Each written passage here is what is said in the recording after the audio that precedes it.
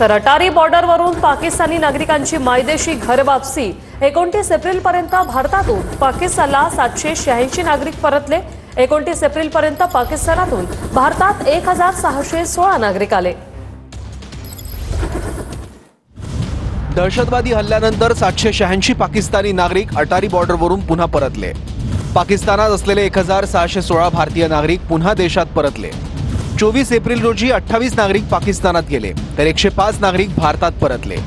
25 एप्रिलला 191 नागरिक पाकिस्तानात गेले तर 287 नागरिक भारतात परतले। 26 एप्रिलला 81 नागरिक पाकिस्तानात गेले तर 342 भारतात परतले।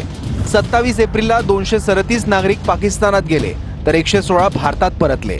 28 एप्रिलला 145 नागरिक पाकिस्तानात गेले तर 275 भारतात परतले।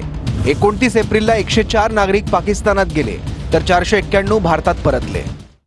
इंशाअल्लाह करना चाहिए, क्यों नहीं करना चाहिए। हम हिंदुस्तान के साथ है, जो फैसला, मगर ये नहीं करना चाहिए। जो 40 साल से 60 साल से रह रहे हैं उन पर ये बहुत जुल्म हो गया है।